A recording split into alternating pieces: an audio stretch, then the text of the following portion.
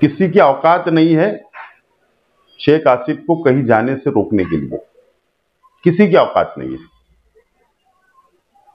अगर इनके अंदर हिम्मत है तो इन्होंने वक्त बताना, टाइम बताना, जगह बताना, शेख आसिफ वहां पर आने के लिए तैयार है। मरहबा कलेक्शन मॉल, रेडीमेड कपड़ों का भरपूर खजाना, jeans pant, T shirt, cargo pant, night pant, बच्चे और बच्चियों के लिए अच्छे खूबसूरत और उम्दा ड्रेस। पता याद रखें, जमुर हाई स्कूल मेन रोड, जैतून हजीन मस्जिद के पास, मालदा चौक, मालेगांव। ने भारतीय जनता पार्टी के अध्यक्ष और पदाधिकारियों ने जो कल पत्रकार परिषद ली, पत्रकार परिषद में जो मुझ पर इल्जाम लगाए गए, जो आरोप लगाए गए, असल में जो लोग पत्रकार परिषद ले रहे हैं वो अपने आप को बड़ा होने के लिए मेरे खिलाफ बोल रहे हैं। भारतीय जनता पार्टी की पत्रकार परिषद के अंदर मुझे देशद्रोही कहा गया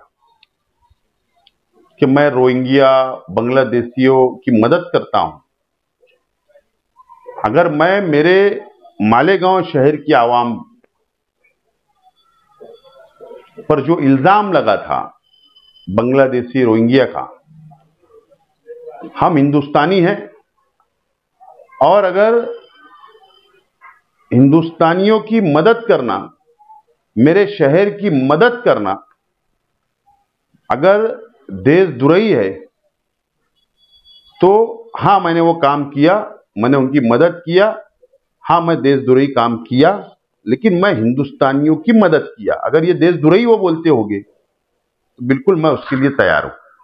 और आगे भी मेरे शहर के ऊपर, मुसलमानों के ऊपर अगर इस तरीके का कोई मुसीबत आएगी, कोई इल्जाम लगाएगा, तो मैं हर वक्त मेरे शहर की आवाम के साथ मैं खड़ा रहूंगा।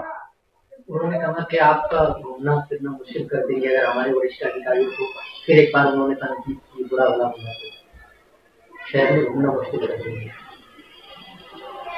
किसी की औकात नहीं है शेख आसिफ को कहीं जाने से रोकने के लिए।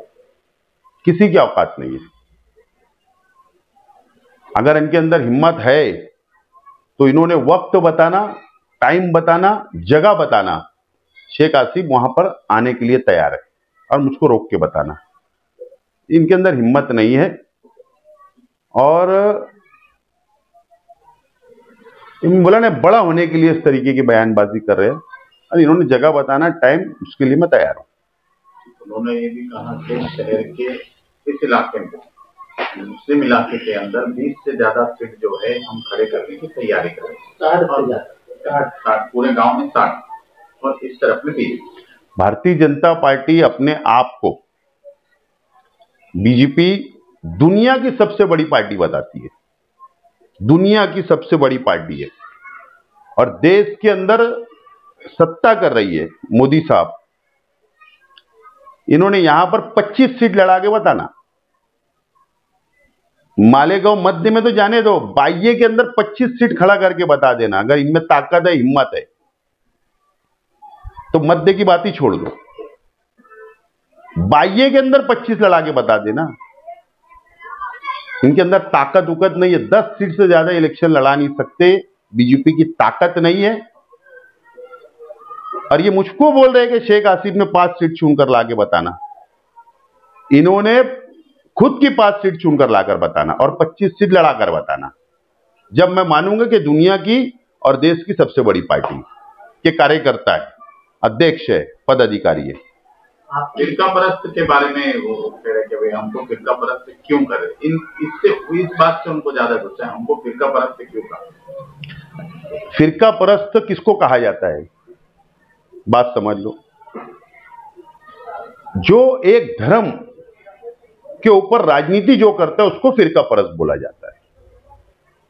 एक जाति के ऊपर जो राजनीति करते हैं उसको फिरका परस्त बोला जाता है। आप बताओ ना, पार्लियामेंट के चुनाव में पूरे देश में भारतीय जनता पार्टी ने, उनका मेंबर ऑफ पार्लियामेंट ही नहीं है पार्लियामेंट में, बीजेपी के सिंबल पर कहां है? या विधानसभा, एक व्यक्ति को भी टिकट दिया गया मुसलमानों को? एक व्यक्ति बताना, या उनका एक एमएलए हाउस में है?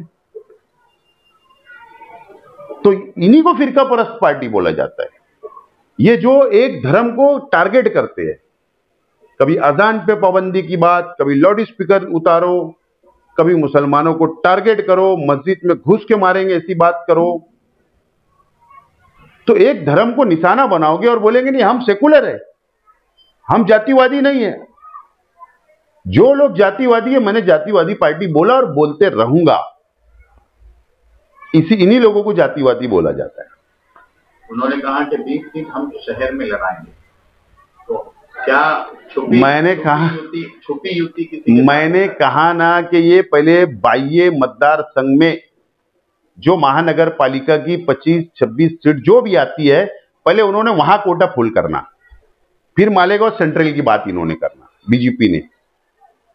वहां कितनी औकात है पहले वो बताओ, बाद में मध्य की बात करना। कुछ छुपा एजेंडा तो नहीं है इनका कि अंदर शहर में कोई एक पार्टी है जिससे इनकी? वक्त जब करीब आएगा तो बिल्कुल आप देखेंगे, ए टीम जो बी टीम को आदेश देगी वो होने वाला है। आप देखना ना, मैं आज बोल रहा हूं आपको कि 4 नंबर में क्या होगा, देख लेना। इलेक्शन आन तो करीब 2 नंबर में कौन किसकी मदद करता देख लेना।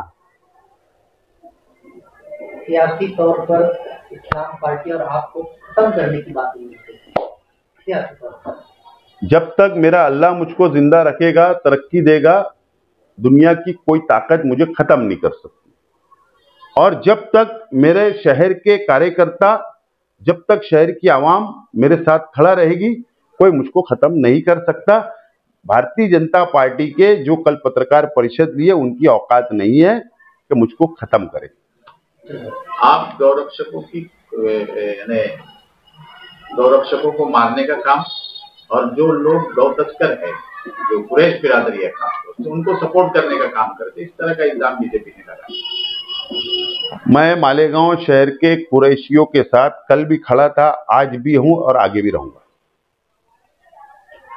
लेकिन इनको किसने अधिकार दिया किसकी मॉब लिंचिंग करने का? किसी को भी, मुसलमानों को, दलित को पकड़कर अगर गौरक्षक उनकी गाड़ी तोड़ेंगे, गाड़ी जलाएंगे, उनको मारेंगे, उनको कत्ल करने तक मारेंगे, उनकी हत्या हो जाए इस तरीके से मारेंगे, तो मैं तो आवाज उठाऊंगा ना। कानून अपना काम करने दो। अगर कोई कुरैशी मुसलमान गलत करता तो तुम पुलिस कंप्लेंट करो, कानून सजा देगा। इनको किसने हक दिया है कि किसी को भी मारेंगे?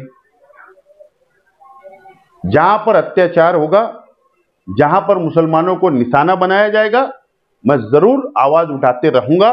सिर्फ शहर के लिए नहीं। आप लोगों ने देखा कि जामनेर के अंदर इस तरीके से एक नौजवान को कत्ल कर दिया गया। कौन सी पार्टी के लोग थे, कौन से संगठन के लोग थे? वहां जाके आवाज उठा के आया।